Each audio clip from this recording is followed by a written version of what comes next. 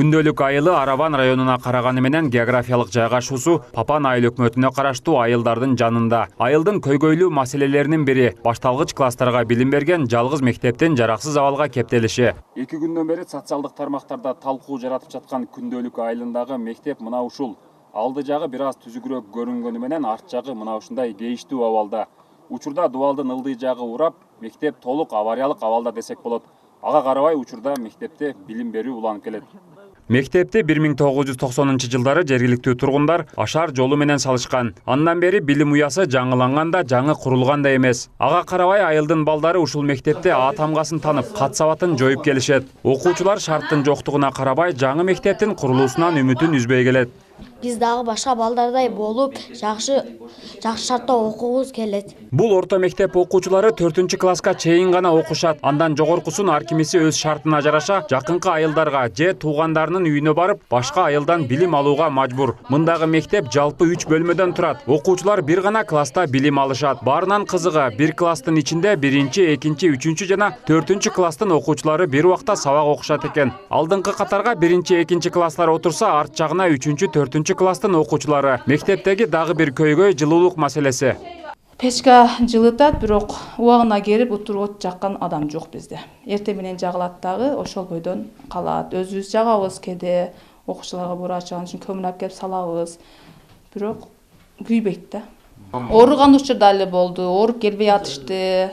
Ушу сууктан суу чечек чыгып атышты кыздарыбыз, балдарыбызга ошентип келбей кыйналып үйлөрүндө турушту. Бир жумадан келбей калган күндөр болуп атты. Эми суукта келип толуу жер, суук болот. Башталгыч класстын окуучуларынын тамак ашына келсек, жылуу чай менен коржик гана беришет экен. Жаңыдан тамга үйрөнүп, дүйнө таанымы өрчүй турган келечек ээлери мына ушундай шарты жок мектепте билим алууга аргасыз. Күндөлүк айылынын тургуну Абдимитал Омонов балдардын 4-класстан кийинки билим алуусуна тынчсызданаарын айтат. Ошол 4-класстан баштап аябай ата-эненин тарбиясына муктаж убакта, тарбия ала турган убакта, анын ичинде кыз балдар, уу балдар ата-эненин кароосусуз башка жактарга барып окуганга мажбур болушат да. Бизди аябай ойлондурган көйгөйлүү нерсе ошол нерсе да. Эми ата-эненин тарбиясынан алыста калган бала кантип чоңоет, кимдин тарбиясын алат, ал ушул бүдөмүк боюнча калып кетет. Буга чейин аталган мектептин кейиштүү абалы тууралуу соц тармактарга сүрөт, видеолор жүктөлгөн. Мектеп талкууга түшкөн соң жергиликтүү бийлик өкүлдөрү бир түндө мектептин алдына аз-маз шагыл төшөп, ылайдан курулган эски ажаткананы бузуп, ордуна тыникеден чакан кылып салууга жетишкен. Элеттиктерди түйшөлткөн мектеп көйгөйү качан чечилерин сурап, Кереметтүү айыл өкмөтүнүн башчысына телефон чалдык.